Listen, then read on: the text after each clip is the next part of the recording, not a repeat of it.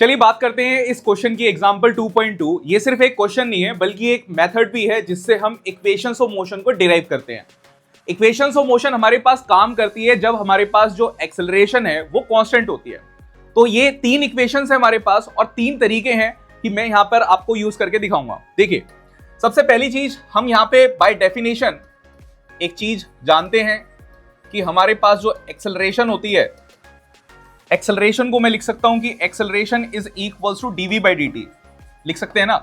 अब ये जो छोटा पार्ट मेरे पास है डीवी, इसको मैं लिख सकता हूं ए डी टी।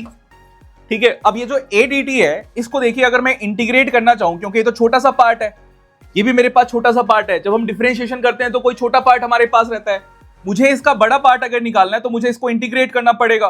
अगर मैं डीवी को इंटीग्रेट कर रहा हूं, यानी कि वेलोसिटी के कंपोनेंट को इंटीग्रेट कर रहा हूं, तो स्टार्ट कहां से करेंगे? इनिशियल वेलोसिटी को हम u से शो करते हैं और फाइनल वेलोसिटी को v से। तो इंटीग्रेशन मेरी जाएगी u से v तक। ठीक है, और दूसरी तरफ अगर हम इस तरफ आ जाते हैं, क्योंकि एक्सेलरेशन हमारी कांस्टेंट है तो मैंने बाहर निकाल दिया, क्योंकि इंटीग्रेशन डिफरेंशिएशन हम कांस्टेंट चीजों का करते ही नहीं है।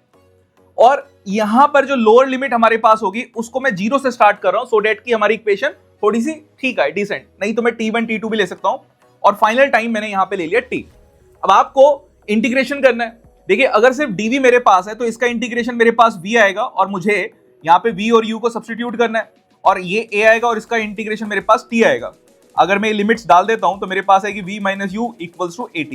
तो ये आ गई आपकी पहली इक्वेशन। देखें कितनी आसानी से हमारे पास फर्स्ट इक्वेशन आ गई, सिर्फ डेफिनेशन को हमने यूज किया और कैलकुलस का यूज करके इसको डिराइव कर दिया। सेकंड, अगर मैं सेकंड की बात करूं कि सेकंड को हम किस तरीके से निकालेंगे, तो इसको भी समझिए, क्योंकि हम जानते हैं कि वेलोसिटी जो हमारे पास होती है उसको मैं लिख सकता हूं dx बाई dt। बिल्कुल सर, लिख सकते हैं, क्यों नहीं लिख सकते। अब अगर मैं dx को लिखना चाहूं तो dx को मैं लिख सकता हूं v dt। बिल्कुल सर, लिख सकते हैं। अब ये जो v minus u equals to at हमारे पास आया, अगर मैं यहां से v की वैल्यू निकालता तो v की वैल्यू मेरे पास हो जाती है u प्लस at। क्यों ना मैं इस वाली वैल्यू को यहां पे सब्स्टिट्यूट कर दूं, तो मेरे पास dx की वैल्यू हो जाएगी u प्लस at, और ये आपके पास आ जाएगा dt। अब फिर से अगर हम देखें तो dx बहुत ही छोटा सा पार्ट है, मुझे बड़े पार्ट की रिक्वायरमेंट है, कंप्लीट डिस्प्लेसमेंट की रिक्वायरमेंट है, तो मुझे इस वाले पार्ट को इंटीग्रेट करना पड़ेगा। अब इंटीग्रेट कहां से कहां तक करें, तो मैं यहां से इंटीग्रेट कर रहा हूं 0 से s मान लेते हैं। हमने x यूज किया है, बट मैं मान लेता हूं कि फाइनल जो हमारे पास डिस्प्लेसमेंट आएगी उसको मैं s लिख देता हूं। ठीक है, और इसके अलावा इसको भी हमें क्या करना है? इंटीग्रेट करना है। क्योंकि हम टाइम के रेस्पेक्ट में कर रहे हैं तो फिर से मैं वो 0 से t ही यहां पे लेके चलता हूं, बट मैं इसको थोड़ा सा अलग कर देता हूं, यानी कि u dt प्लस मेरे पास a t डॉट dt, और इसको भी मैं 0 से t तक लेके चल रहा हूं। ठीक है, अब देखना, क्योंकि सिर्फ अगर मेरे पास dx ही है, यानी कि एलिमेंट ही है, तो उसका इंटीग्रेशन क्या आएगा? वो खुद एलिमेंट आ जाएगा। तो इसका मतलब इसका इंटीग्रेशन मेरे पास x, और मुझे वैल्यू सब्स्टिट्यूट करनी है s और 0। इसमें अगर हम बात करेंगे तो ये मेरे पास आ जाएगा u, और मुझे वैल्यू सब्स्टिट्यूट करनी होगी t और 0। तो मैं इसको सब्स्टिट्यूट ही कर देता हूं डायरेक्टली। और इधर भी अगर हम बात करेंगे तो इधर मेरे पास आ जाएगा a, क्योंकि ये t है तो एक पावर आपको बढ़ानी पड़ेगी, तो आपके पास इंटीग्रेशन करके क्या आएगा? t स्क्वायर डिवाइड बाय 2, और इसमें भी आपको वैल्यू वो t और 0 की आपको सब्स्टिट्यूट करनी है। ठीक है, इसको थोड़ा सा बस हो ही गया ऑलमोस्ट। वैल्यूज आप पुट करिए, जैसे ही आप ये वैल्यूज डालेंगे तो ये आपके पास आएगा s, ये आपके पास हुआ ut, और ये आपके पास हो जाएगा हाफ at स्क्वायर।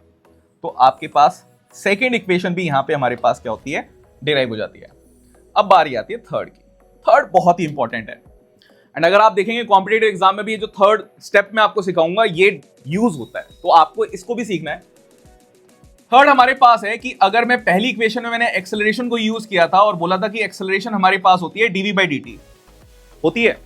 अब अगर मैं ऊपर नीचे इसी में dx और dx से मल्टीप्लाई डिवाइड कर दूं, और ये जो dx और dx से मैंने मल्टीप्लाई डिवाइड किया है, एक dx बाई dt को क्या हम वेलोसिटी लिख सकते हैं? क्योंकि वेलोसिटी क्या होती है, आपने देखा यहां पे कि वेलोसिटी हमारे पास है dx बाई dt, तो इस dx बाई dt को मैं वेलोसिटी लिख देता हूं, और दूसरा मेरे पास ये dv बाई dx ऐसे का ऐसा ही आ जाएगा। ठीक है, अब थोड़ा सा फिर से घुमाएंगे और देखना ध्यान से, तो मेरे पास आएगा v dv is equals to a dx। अब फिर से ये छोटे छोटे कंपोनेंट है और मुझे क्या करना है? बड़े कंपोनेंट्स बनाने हैं, तो अब मैं इसको क्या करूंगा? इंटीग्रेट करूंगा। इसको इंटीग्रेट करिए, कहां से, क्योंकि वेलोसिटी का कंपोनेंट है तो मैंने इनिशियल वेलोसिटी u मानी है और फाइनल वेलोसिटी v हमारे पास है, तो ये आएगा v dot dv is equals to, इसको इंटीग्रेट करते हैं, x है तो मैंने मान लिया कि 0 से स्टार्ट हुआ और s पे हमारे पास खत्म हो रहा है, एक्सेलरेशन कांस्टेंट है तो उसको बाहर निकाल दिया। ठीक है, अगर इंटीग्रेशन नहीं आती है तो चैनल पर जाके आप बेसिक मैथ्स की वीडियोस हमारी चेक कर सकते हैं। अब देखिए v को मुझे फिर से इंटीग्रेट करना है, तो पावर अभी इसकी 1 है, पावर आप 2 बनाएंगे और नीचे डिवाइड कर देंगे। आपके पास ये मुझे लिमिट्स सब्स्टिट्यूट करनी है तो v और u, और यहां पे मेरे पास आएगा a x और x की भी मुझे जो है वैल्यू सब्स्टिट्यूट करनी है तो s और 0।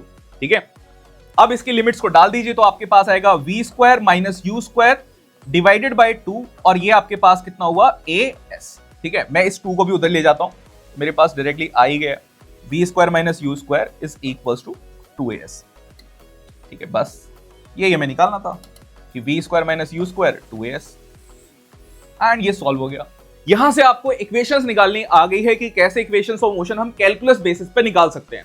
ग्राफिकल मेथड अगर सीखना है तो वो क्लास 9th में आपने पढ़ा था, ये मेथड हमारे क्लास 11th और जेई के लिए, नीट के लिए बहुत ज्यादा इंपॉर्टेंट है। आपको पता होना चाहिए कि किस तरीके से हम सॉल्व करते हैं।